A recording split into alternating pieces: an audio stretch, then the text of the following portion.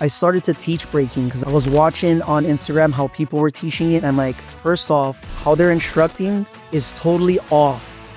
I know form, I know this. Let me study movement literacy, let me study biomechanics and create a tiered system that can help with the sustainability in this. This needs to sustain. I want every kid to go through the filter of breaking, aka original movement. Welcome to Henderson HQ. This is the podcast where you get all the stories behind the businesses that make our community tick. Don't forget to subscribe to our weekly newsletter. Hey, Henderson HQ, it's Scott Groves here. Today we interview my friend Jason, who owns a company called BTR Breakin, like no G, like the original 1980s way that they called breakdancing, breaking. And man, we talked all about functional patterns, which is the way that kids can stay healthy and safe, whether they're doing breakdancing, jiu-jitsu, football, whatever. We talked about his love for breakdancing. We talked about making a living in Vegas as a professional dancer, and basically talked about all things interesting in your physical body and getting into a long, healthy lifestyle as a child. So check it out. All right. Hey there, ladies and gentlemen. It's Scott Groves with the Henderson HQ podcast. We are talking to my friend who I actually met about a year ago at jiu-jitsu, Jason Guerpo. He owns a company called BTR Breakin Athletic Arts, and it's breakdancing and a bunch of other stuff and functional movement patterns. They're here right at the edge of Henderson, and a great spot, like physically in person. And then they're in a bunch of schools. So looking forward to talking to Jason about this, because I cannot dance unless I have about 7 drinks. And even then I can't still dance, but I think I can dance. So, I'll start the story off because when we met, you were bringing your kids into jiu-jitsu. They didn't have a ton of experience, but they were like really good. I could tell that they were like physically comfortable with their body. And I was like, hey, your kids are pretty good, man. Were you training somewhere else? They're like, well, kind of. Like, I own this breakdancing school basically, and we do physical patterns and we do motion patterns and all this stuff. So for them to do jiu-jitsu is not an awkward movement for them. So can you talk about your background, how you built the company? I'm guessing you can like spin on your head and do backflips and stuff like that. Or tell us about you and your business, how it started, Jason. Yeah, absolutely. I could do all those things for sure. First off, I love breaking, being that we're close to Valentine's Day, and I definitely want to start it off with that. It's given me expression, identity growing up, and also a lifestyle as an adult. I'm 40 now, and I've been doing it for 31 years. So what I realized over time is it's not exactly built as a sustainable system, especially for kids. And that's what we're doing right now. You mean breakdancing is not sustainable? Why? Does it break down the joints? Does it hurt people? Is it not fun after a certain age? Like, why is it not sustainable? I mean, just like martial arts and any other sport, there's a ton of variability to it. There's a ton of it's dependent on the environment you're in, which, you know what I mean? It's not like strict and fixed, right? So with that, like anything could happen, and then you're adding force, with all that. But yeah, so again, that's what we're doing right now is we're evolving the system. So it's the same art, but better structure to it. I started in 1994, just to kind of go back to that, my personal experience with it. I was 9 years old, did sports kind of in and out of it. I tried to go to college for a little bit. My financial aid didn't go through. And I was like, what do I know? I know breaking. And then pretty much, from then all the way until now, I've been a professional dancer. So that's what brought me here from Hawaii. I've been here since 2008, professionally dancing. So what does that mean when because like when I'm thinking of breakdancing, I'm thinking of like 80s, like street battle, like super corny, like movies, right? Like the two like crews from the wrong side of the tracks, like battling, like this is what I'm thinking of, right? But when you say like professional dancer, I mean, I don't mean to be disrespectful. Do you mean like performing on Fremont Street for tips, or do you mean like being in like Hollywood, Las Vegas style show productions because they're looking for more acrobatic stuff? Like, this is so foreign to me. When you say like professional dancer, I don't even know what that means.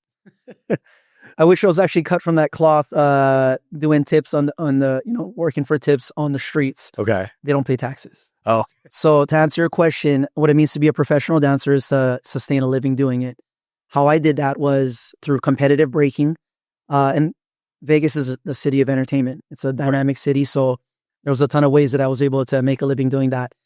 I did nightly shows in the Strip. I did probably street hit a couple times just because we had friends in town. Right.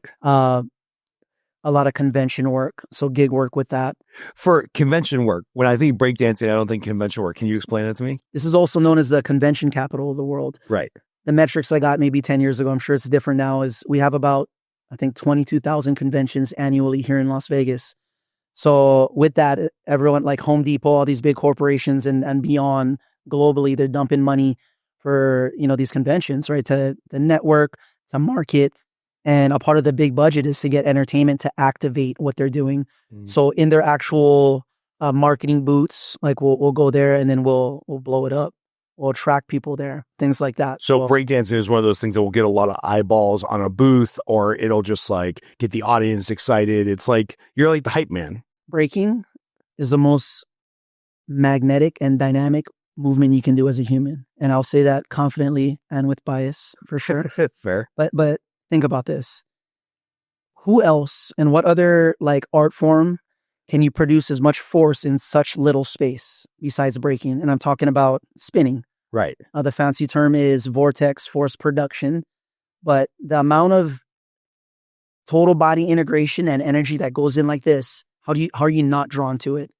And then, it's funny you brought up the movies of the 80s. Like that's when I started like going to Blockbuster, we seen people doing it. We're like, what are they doing? And then like we heard what it's called. We got a hold of some tapes at Blockbuster. All those movies in the 80s, the early 80s. They did portray it in kind of a funny way. Right. But I think what attracted me is like all my uncles, my dad, they were big Bruce Lee fans. And, it was a culture in the 70s, which was martial arts flicks, specifically Bruce Lee movies, the music and everything that was going on in New York in the 70s. That's what influenced it. But what attracted me was kind of that part of it. Growing up in Hawaii, we fight. It's a part of the culture. And, I seen it and I was like, wow, I don't have to fight and I can get that energy out and I can actually best somebody and I could cut a little deeper into them as a human, which is their psyche. What we're essentially doing is we're submitting somebody without even touching them.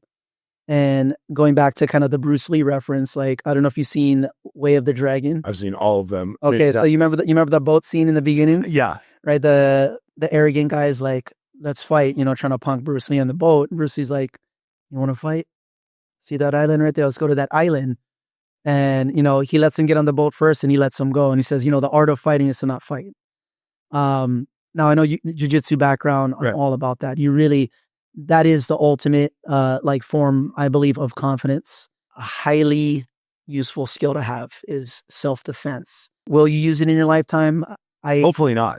I believe not. And when I encounter fighters, a lot of them are like, no, I don't want to fight in the streets, bro. Like, yeah, it's dangerous. I could kill somebody. And like, it's dangerous. Yeah, exactly. And for the record, I have attempted to dance at a lot more weddings than I have gotten in street fights. So I probably should have stuck with like breaking or salsa dancing or something. Yeah, I mean, you want to get into breaking because of the sensation. Let's put that on the side for now because I want to dig a little deeper into that. But to answer your question, dancing in itself is expression. So if you go to a wedding and you can be in a social setting and you can just cut loose. Yeah. And you can't dance at a place like that and not smile. Right. That's the secret right there. And then, you know what? There's people that get into breaking with like, oh, I gotta be clean. I gotta have this choreography down, so to speak, and it's not true expression. And they don't have as much fun as people just like goofing off. That's really it.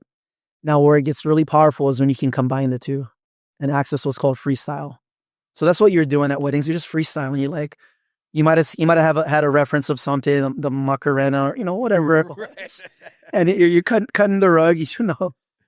I envy that because I'm on that like the mastery level side of it. I can confidently say that. But when I see people, I'm like, oh man, I'll break form and I'll just like, whatever. It's just fun, moving your body in different ways. But so my kids and I have watched some of these amazing kids on YouTube doing like these competitions. And that's kind of the only thing you said that I wasn't totally surprised with is like there's breaking competitions because I've seen them on YouTube and just hundreds of people around a circle and judges and the whole 9 yards. And it's really interesting to me because like moving your body in dance must just be like a natural state of human being. Or else kids this little, there's no way they could have been that good at it, right? I think like there must be something like me. I get self-conscious. I feel weird dancing. That's why I have to have a few drinks. But kids usually aren't as self-conscious. And you see some of these like 9, 10, 11-year-olds that just, they look like they have mastery. And I'm like, oh, that must just be part of the like human condition of like dancing and moving your body. So I know you work with a ton of kids. You guys are in a bunch of schools, which I want to get to.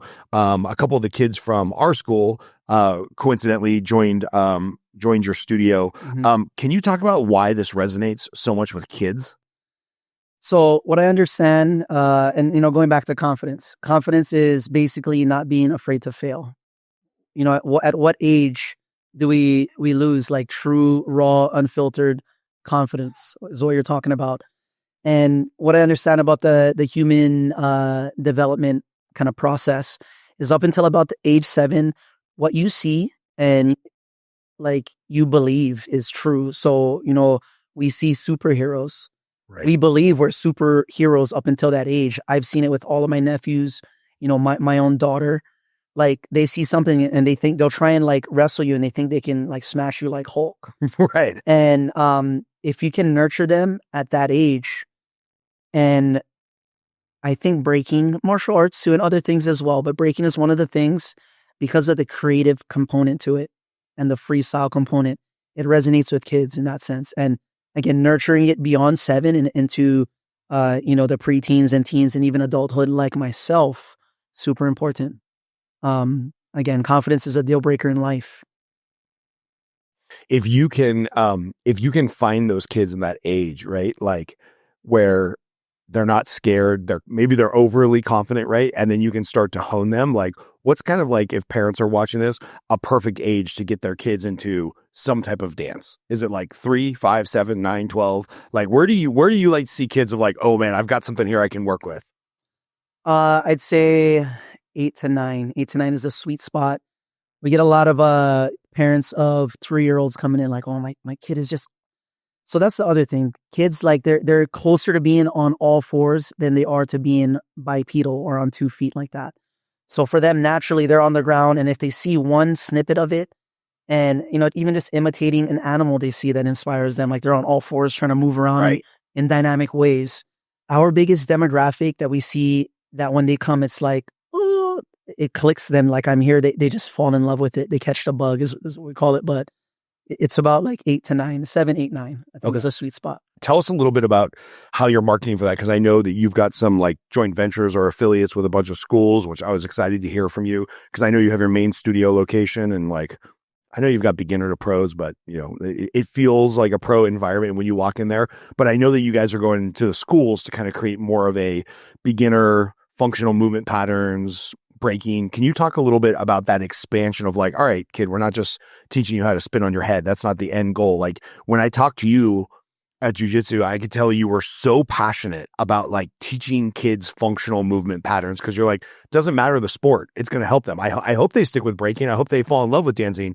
But if nothing else, like we're teaching the foundation for like how to move your body safely, which I thought was brilliant because, Gabriel is doing jiu-jitsu and he wants to play football and Alina's playing soccer. And you can see how at their age, those skill sets map over to different endeavors. So that's a very long question. Yeah. But talk to me about the functional movement patterns and like what you guys are doing with the schools. So what we have on our wall is structure first, style forever. So that's kind of the way we're evolving the system. Again, it's the same art form, but better organization and better structure to the approach. It wasn't built for longevity. So this is kind of the missing key to it. So, and this can apply to jiu-jitsu. It can apply to sport, how to not only move our body, but position our body, how to hold, how to stand in our body, how to stand tall, all these things. And an important thing to understand for parents and anybody kind of interested and that already has their kids in things is force amplifies error. So if you're not noticing certain things and misalignments, distortions and dysfunctions, everybody's born with it. And we use this incredible system and I'm highly influenced by them. They're called functional patterns. It was created by, or is created by a guy named Naughty Aguilar. He has an incredible team. They're actually based here in Henderson. They run Project Function. I recommend everybody look them up. I teach the intro of what they're doing and I integrate, their their system into what we're doing as well. We have our own. Yeah, I came across them from formulating and studying biomechanics. So we have our own special way we organize principles of biomechanics that translates into breaking. But from creating that and studying deeper into it, I came across functional patterns. What they teach is exercise that basically builds competence in standing, walking, running, and throwing. So the basic things, and we're not doing it properly. We don't know about a lot of these asymmetries and imbalances and dysfunctions in our body before getting into it. And then, when we become adults and we got to sit down and stuff like that, we stop doing it. To the death the rest of our life. Along those lines, my buddy Ryan, who you know his wife Val, I was having like almost debilitating shoulder and neck pain. Like to the point where, I would move a mouse at work and I would be doing this number all day, just trying to like work the kinks out. And I went and talked to Ryan because I was damn close to getting surgery and I didn't have these functional patterns trainings as a kid. And so he's like, think about it, Scott. He's like, yeah, you have a standing desk, but most of the day you're like this hunched over a computer. And then at night you're hunched over a phone. And then you happen to pick the only sport, jiu-jitsu, where the whole goal is to have a hunched over back and keep your knees close to your elbows. Breaking is similar. It's very anterior dominant like this. We got to be ready to hit the ground and then we're producing force like this. Right. So he told me, he's like, give me 6 months before you consider surgery. And, we were doing all this band work to basically structure and strengthen the posterior of my body. Posterior chain. And all the pain has gone away because now I'm more, physically erect, standing at my desk. And we've been working together for almost a year and a half. We've done almost no bench press or anterior. He's like, you're getting all of that with jiu-jitsu. He's like, you got to lift weights for the posterior or you're just going to be a hunched over 60-year-old. And just that little change, two days a week with him for 45 minutes, it's changed my life. No more pain in my shoulder and whatnot. So I love what you're saying is like, oh, maybe that old school 1980s breaking system was not great for the body, but this idea of like structure first, style forever. Can you talk a little bit more about that, about like how you're working with the kids about their structure so they can do this long term and be 40 years old? Like, I can't believe you're 40 years old. For those of you guys not watching on the camera, this guy does not look 40 years old. So that they can be, healthy and still breaking like you are. Yeah. So we start with their posture. We look at their posture. We look at the alignment. We look for asymmetries, imbalances. From there, we activate their true core. I can't give away too much, that they have their proprietary functional patterns does. But the core, there's a lot of interpretations of what the core is, and there's a lot that's missing from core in a practical sense that applies to how we operate as humans, which is standing, walking, running, and throwing.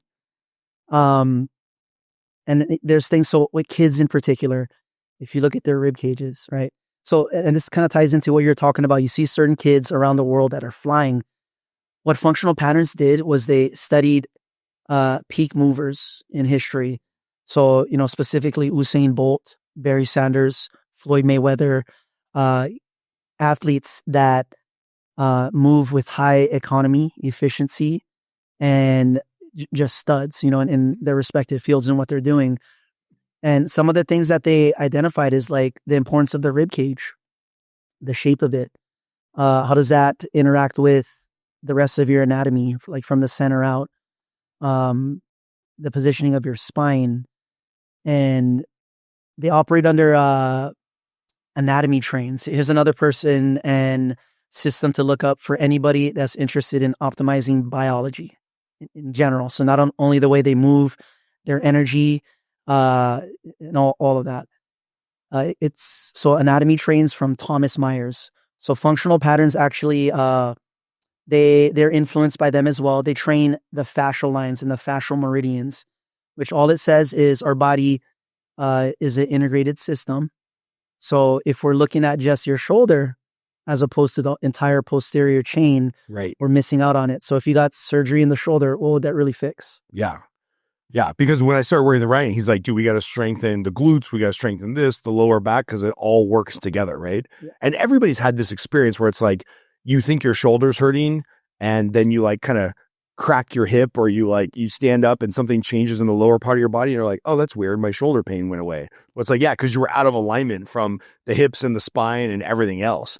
So much nuance to it and how it's connected. So good way to get kind of smarter with it is I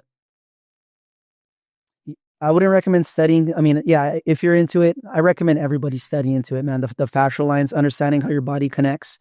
So the brilliance in what functional patterns doing, what they are doing is they're looking at your posture, and they're looking for not only the way you're stacking, they're not only looking for imbalances, but they're looking for how tension is being distributed, static and dynamic. So standing and in movement, and that's not easy to do.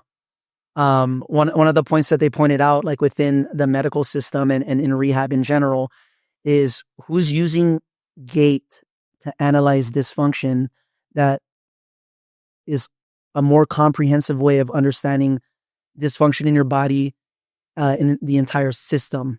Again, like instead of an isolated area, the entire system. So they're looking at movement. And again, there's so much nuance to it. There's the principles they operate under is super, super sound.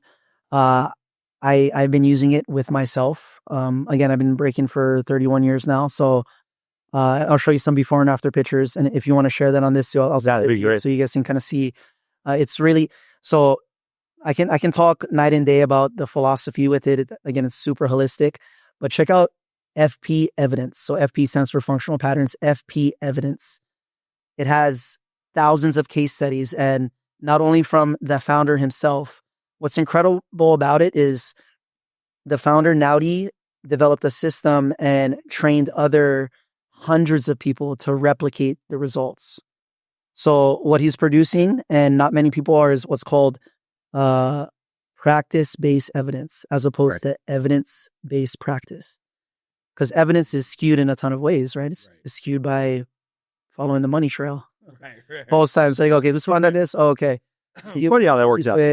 Yeah, you can get a bunch of doctors to say smoking's healthy in the 1960s if you pay enough money. Right, and then drilling into your brain to release tension. Let's drill it into your skull. That's so funny. All these things, but it's really, that right there is kind of the mic drop. Yeah. I see a ton of people in the fitness and, the industry going after him. He's like, okay, check this out right here. Like, we have actual evidence. Right. And, there's kickback from everybody. Everyone's protecting their differential advantage.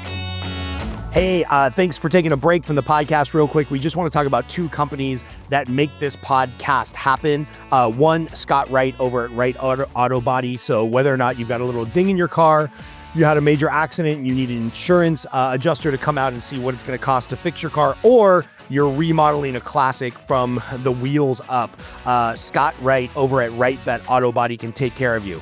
Also, big shout out to Ethereal Spa, a gym for your skin. They're helping us out make this podcast happen, make the Henderson HQ newsletter happen, and pretty much anything having to do with the health and fitness of your skin, whether that's for beautification with Botox and stuff like that, or whether it's just like taking care of pre-cancer spots and really treating your skin the way that it should, with as much as it gets beat up here in the sun of Las Vegas. Check them out for all things skin health and beauty. Thanks again to Scott Wright over at Wright Auto Body and the team over at Ethereal Med Spa. Because I have to imagine in breaking, like after you get through the initial kind of like postures and whatnot, like this is a high impact sport, right? I mean, I've seen some of the stuff on your Instagram that you do, and I'm like, if I was to try that right now, I would blow out my shoulder or my back or something, because I'm, carrying a little bit extra weight. I'm not thin and fit like you are. So like, is there a lot of, stress, and in this vortex that you were talking about, like, is there a lot of stress on the body, or are you guys doing something that I just don't understand at a technical level, where it's like, no, man, there's just like more flow and momentum. It's not as much tweaking on the joints as, say, maybe jiu-jitsu or boxing or judo or something like that?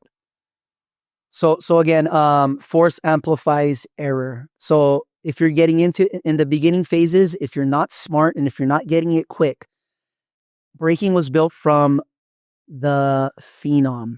Just people that, genetically are resilient in their body. Yeah, if you're not learning stuff really quickly, or if you're not educated on how to create space in your joints through integration, it could be very dysfunctional. And we're seeing it. A lot of the people that are educating today in breaking multiple knee surgeries, bald spot on their head right here. Right. I've been head spinning for I can probably say this right here. So this right here. Yeah, dude, this is really pissing me off that you spin on your head and you have a full head of hair. And I look like Donald Trump back here. I'm going to have to start doing the comb over or something. There's a genetic component. Good thing you have intelligence, and there's other things that make us valuable as humans besides, things like that. As a perfect hairline. Yeah. Yeah, besides a full head of hair. But, saying it to say like, there are a lot of people unknowingly teaching outdated methods, and they're not like acknowledging like, hey, maybe it's not functional that I'm showing kids how to develop chronic lower back pain. Right. You don't know what that is until you have it. Like back pain, okay, like what? But when you have it, you're like, oh my gosh. Knee surgeries. We're in an extremely compressed, squatted on the ground. Our feet is touching the ground, and our knees are flexed all the way like that.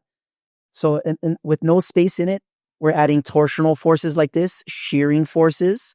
So, meniscuses and all the ligaments that run through is just getting wrecked, and they're still teaching things like that. And I'm like, that's one of the biggest dysfunctions is that, and it's like what we're seeing with martial arts, the lack of posterior chain tension to balance out the front tension in the body. And just from learning functional patterns, it's just I can't like not do this now, like looking at people's anatomy just on a day-to-day basis, and I'm like, oh, okay. And I look at breakers, like the glutes are gone. I'm not sure if you notice that with a lot of jiu-jitsu people, but pay attention to those kind of things, and especially with your kids. What you want to look for with your kids is, are their scapulas poking out? Now, with that, it's kind of hard because kids, it takes, especially like boys, it's hard girls, it's hard for their rib cages to broaden. That's kind of a genetic trait of excellent force production, is having a broadened rib cage. That means your scapula has a place to hold onto your rib cage. And then also the muscles within your rib cage connects all throughout your core and into your upper body. Look for scapula and like protrusions in the spine and the scapula.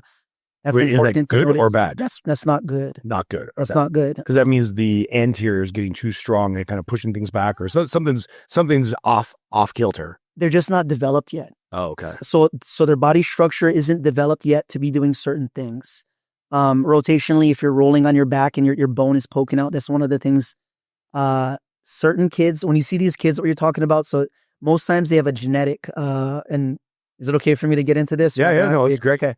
This is fascinating. I'm fascinated in this because Gabriel just started tackle football like 2 weeks ago, and I'm freaked out because like I didn't play football, and I'm like, oh man, I'm worried about the head trauma and the this and the, and luckily as a very good coach who's like teaching proper form and back straight and head up and hands forward and stuff. But it's like, this is all very top of mind for me right now as kids that are doing between jiu-jitsu and soccer and football. It's like they're doing like 30 hours a week of like pretty intense activity. And I'm like, I'm starting to get that parental worry of like, ooh, are they doing too much too soon? How are they developing? So like, this is all very top of mind for me. So even if you guys aren't enjoying it, sorry, I'm getting an education here.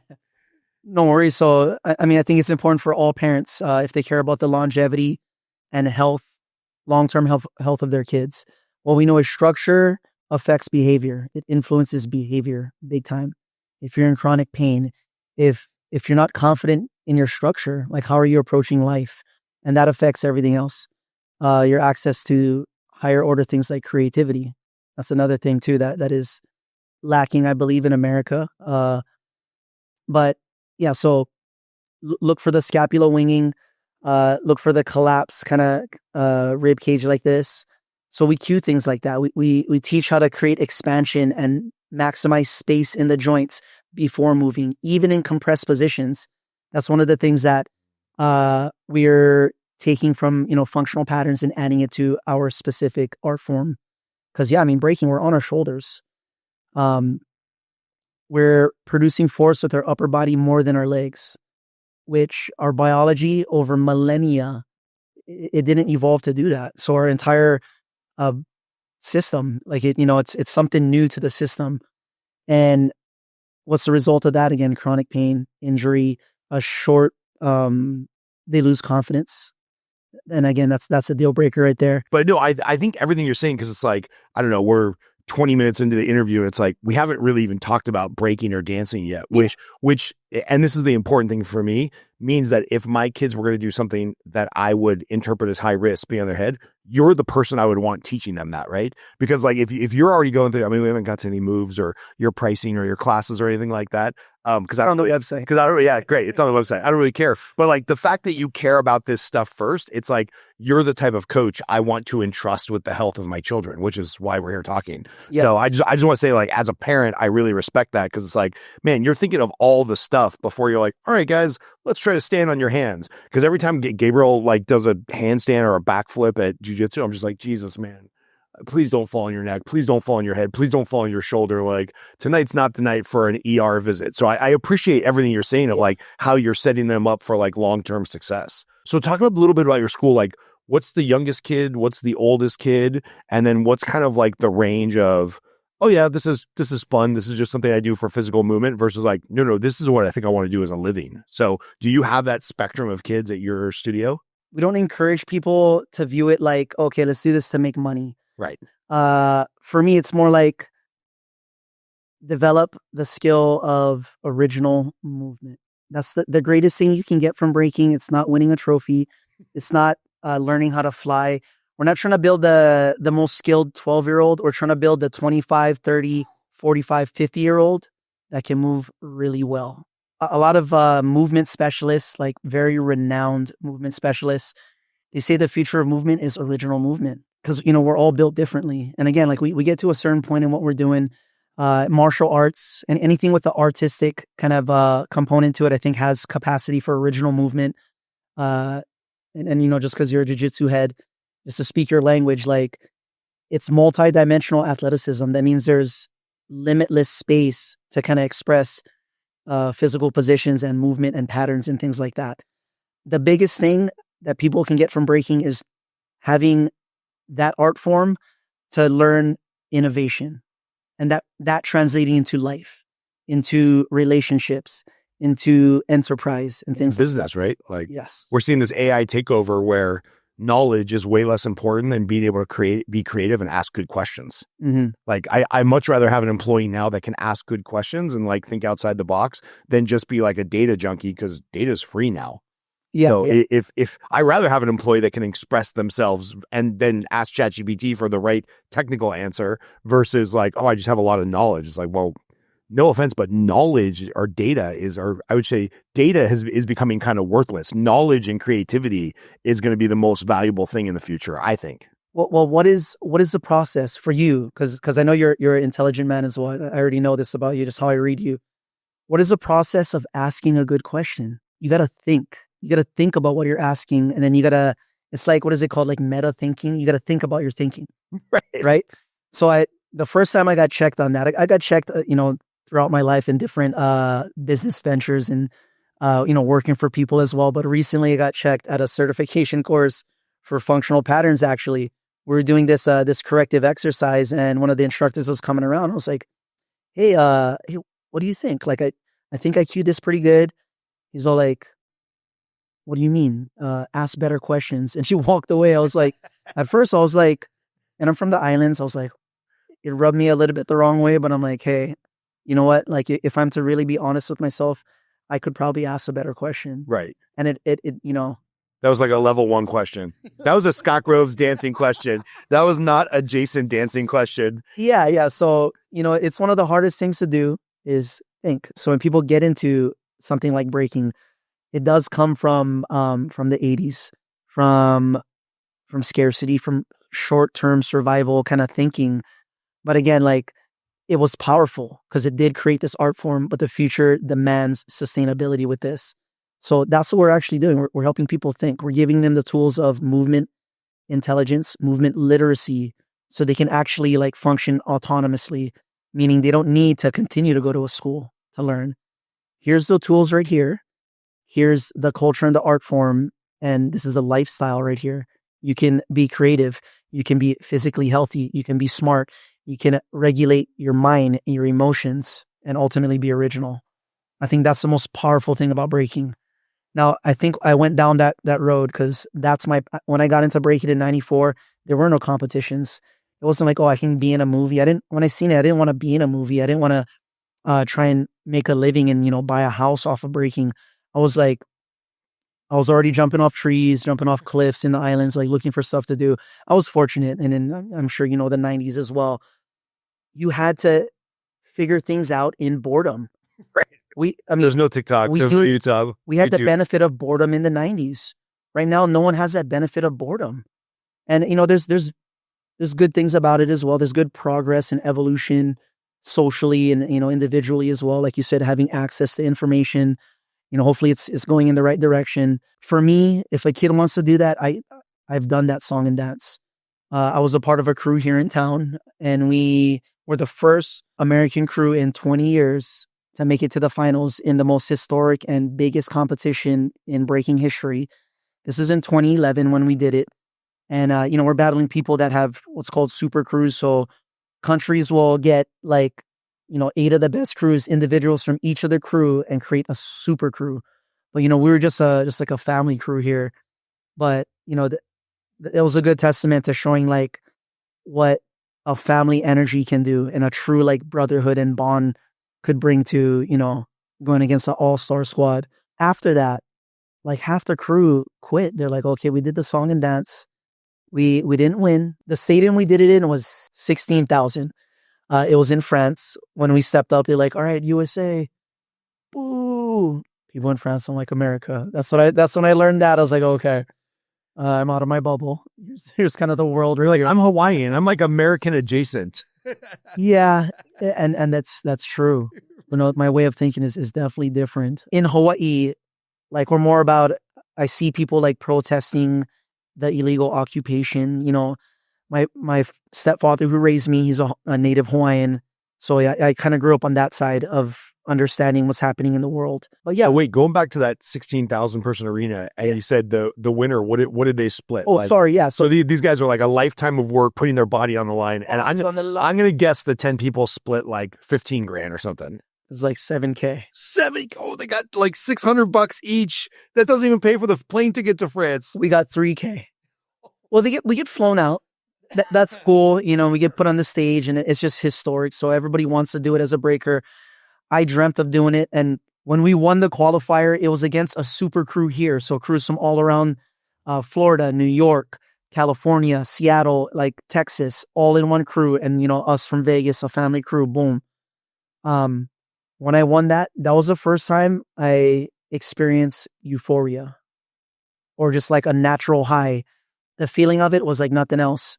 This might be a dark thought, but I was like, man, if this is it, if I die right now, I'm so fulfilled and happy. It was literally that feeling when we won that. So anyway, after that, we're like, okay, we have $3K. We got a couple of traveling opportunities. We went to Italy after that. We went to Panama, a couple of other places. That's all. But even that, we didn't get money from that. So, we were traveling. And you said after that, half the people just stopped because they stopped because what do we do? Yeah, where do you go from here? Some of them got into nightly shows, but even nightly shows here, to be transparent, I've done that bit too. You're making I don't know, anywhere from, as an entry level, you're making $30K a year up into $100K, maybe 120 max. And 2 nights, 2 shows a night, 5 to 7 nights a week. They're just wrecking their bodies, man. Right now, some of them, they bought a house, they're doing their thing, but they're in their 40s, just bodies just toasted.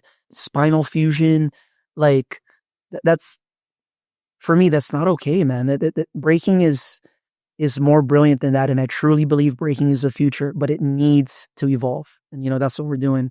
Anyway, so yeah, after that, and sorry, I'm bouncing around a little bit. After we did that, everybody, they were trying to, okay, what do we do now? And some of them, I have a family, we have families. It's okay, the girlfriends are like, what's going on? What's okay? What are you doing? We're paying the bills. What's going on? So they had to jump into different things. Fast forward to 2018, they announced the Olympics. So some people dropped out from then, 5, 6, 7 years transpired. I stuck with it. I always used breaking as the self-mastery practice that allowed me, again, to get the differential advantage through thinking differently, thinking outside of the box, and being innovative in anything that I did. And that's what I have with BTR right now. So can we just talk real quick about the breakdancing in the Olympics? So yeah, Because that was not a good look. yeah, Regan, the girl with the green. Yeah, the I had Australian one like this. I mean, God bless her. Like I'm not. I have no opinion about her personally, but professionally in a sport, the way she represented, I just don't think that was a good look for the sport that you've spent your entire life doing. Right, I was watching it live, of course. I had a parent hit me up like right as she went on after her first round. The parent called me and was like, "Hey, are you watching the Olympics?" I was like, "Yeah, I am watching it."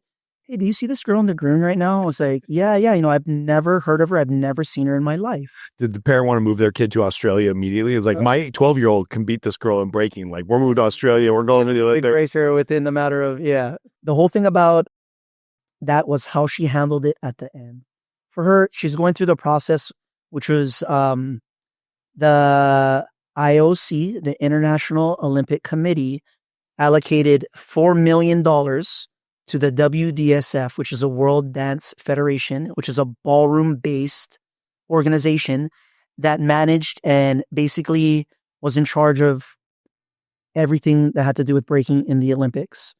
And there was some funny stuff with that, man. Like, Yeah. they can't trace where a lot of the money went. Like, it was just funny, everything about it. So, there were a lot of people that knew breaking from the beginning that stayed consistent all throughout, that are educators in the college system here, UCLA and various colleges here, that they started in the beginning of it and they were hearing the way I was going. They're like, oh, okay, no, this is not going to be good for the breaking scene. They dipped out quick.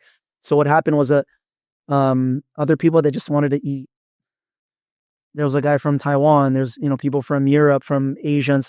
Asia has a respectable and deeply rooted connection to the culture and the scene. So not to talk bad about any of them, but we should have people that actually understand the social climate, the political climate, the cultural climate of the birth of it.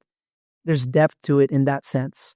In their argument, the WDSF and all these newer people coming in, it's like, but hey, you guys are dysfunctional. You guys hold toxic bias and things like that. There's truth to that as well.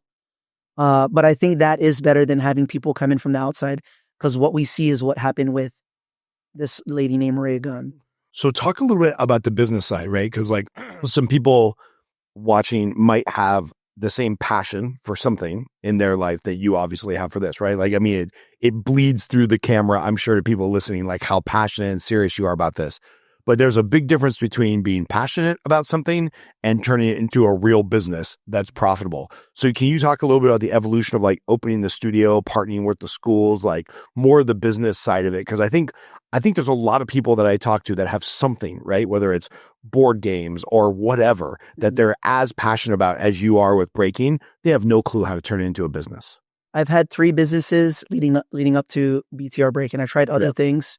When I had my daughter, I was doing the professional dancing bit. I was like, this just is not cutting it. I don't see like long-term sustainability in it. I don't see future for my family in it. So got into entrepreneurship and different ventures. I did a entertainment production company. That was my first LLC, a commercial cleaning company. I just had a buddy that was doing it. I did a plumbing company because I had another buddy that was making doing really good from from those 2 things. And they brought me in, with a salary, and I was like doing good with that. I was still breaking all throughout all of that. Again, it's my practice of self-mastery. I started to teach breaking because I'm like, okay, I was watching on Instagram how people were teaching it. And I'm like, first off, how they're instructing is totally off from how they're demonstrating in this instructional video. And I was like, because I can see all the details. I know what form looks like with breaking. And real quick, what form looks like in breaking is there needs to be a geometric, structural aesthetic to it, the way it looks. I know form. I know this. Let me study movement literacy. Let me study biomechanics and create a tiered system that can help with the sustainability in this. This needs to sustain. This process of original movement needs to sustain. This isn't my official mission or vision or nothing like that, but I want every kid to go through the filter of breaking, aka original movement, as they grow up. They don't got to stick with breaking or nothing like that. For someone to stick with breaking, and I don't know if I answered this, but they got to love the music. The music is the main thing, and the music is the key to original movement. That's the cool thing about it. If you like rock music, if you like funk music, soul music, if you like music from the 70s and stuff like that, drum breaks, music with the revolution spirit, then this music is for you, and this art form is for you as well. If you don't like it, and I recommend looking into it anyway, because all of pop music is Bruno Mars. Like, but you really feel like an evangelist for change, and I don't say that in like a creepy religious way. I mean, just like you're just. I can feel when the words that are coming out of your mouth. It's like, I know there's so much here, but I know it's also tied to this stigma, kind of like 10th Planet, where we go, I take my kids there. The stigma amongst the adults is that it's a bunch of potheads and blah, blah, blah, blah, and a bunch of losers. And it's like, I met a lot of great business people there, right? So there's people trying to change that stigma. There's great and business people that smoke pot. Yeah. As well. Yeah, true statement. I know a few. Joe Rogan. Yeah, right. He's doing okay. He's doing okay. What would you tell parents who are thinking about getting their kids into it? I feel like my kid needs some more athletic outlet or whatnot. Like what is like your entry level program there to just try it out? Like, I'm not committing for a year. I don't think my kid's going to be a professional breakdancer, but like, yeah, I like what I'm hearing about the functional patterns and the movement and the structure and the style and stuff like that. What do you tell people to get started? Come to our intro class. We run elements of functional pattern kind of infused in the drills that we do. We also run what's called the KMS. This is something that me and two of my colleagues, one of them is my brother, and he's a co-founder of my company. He's a doctor in sports performance and physical therapy. And there's another colleague out here that's a sports performance doctor as well. They helped me understand the depths of it, but I created what's called the KMS, the key movement system. And again, this is what we're doing, and we're actually triple downing on this in our homeschool, the Concrete Schoolyard Movement Literacy.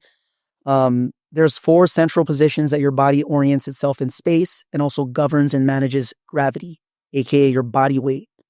It's facing down, facing up, inverted, and upright. What I'm learning from functional patterns is upright really needs a lot of attention here as a whole, globally. We need a lot of attention here, but we have a training system that builds the body literally from the most basic way to anchor your core, connect to the ground, connect to the force, the ground reaction force that's coming up, and then posture, align and stack everything in between.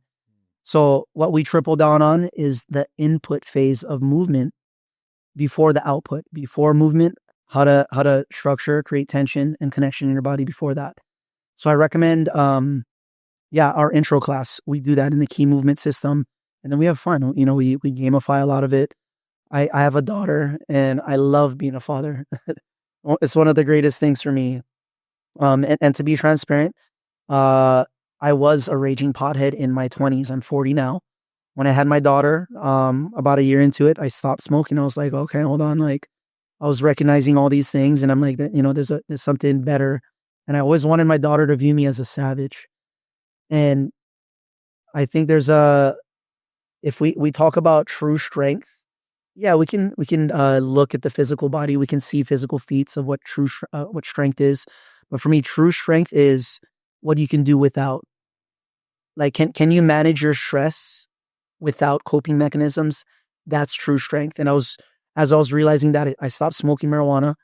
I cut caffeine out after, following functional patterns protocols. That was another crutch that I was. Oh, that's a big crutch for me. Hey, I mean, I'm not judging anybody. No, I don't feel judged. I just know that it's a crutch.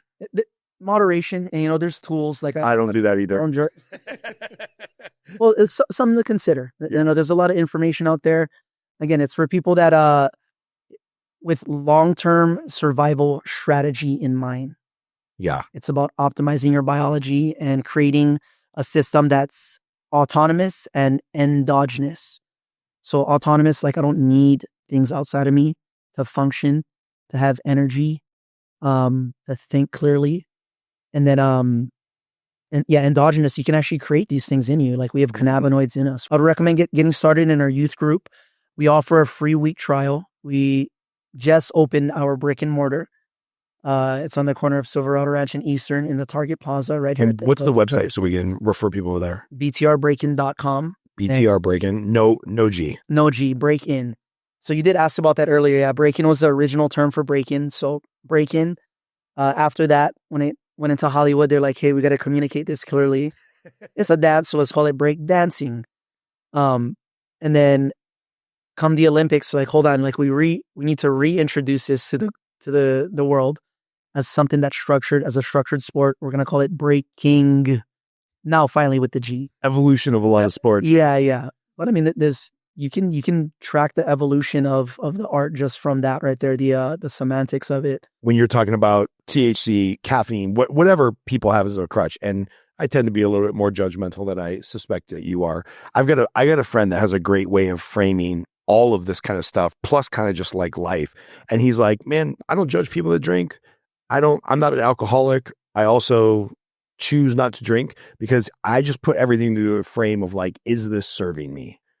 And it's like, am I having this alcohol as a crutch, or is it serving me? Is going to the gym getting a little addictive because I'm trying to avoid my family, or is it serving me? And then I'm addicted to the stress in your body, the pain in your body. 100%. That's where I think I get the caffeine and the stress. And so what I'm thinking as you're walking through all this is like, would KMS, key movement systems, would functional patterns, would this serve me? It's like, yeah, absolutely. Whether it's I just want to be able to walk without a walker at 80, or I want to do jiu-jitsu till I'm 60, like what you're describing as the foundation for how you guys teach breaking, that is something that will serve me or serve my kids or serve society, right? Because then they just become better, more creative, more successful adults.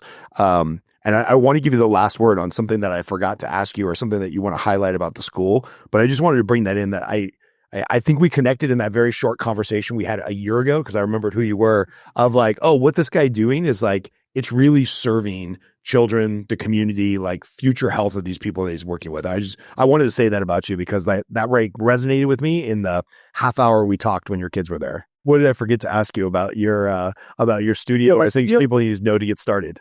Yeah. Again, btrbreakin.com. As soon as you go on, it says, try a class out. Come and try it out. Come and meet me.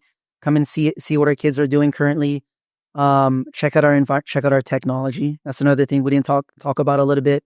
As a biomechanist, which is basically movement scientist. We have training technology that's making it really cool.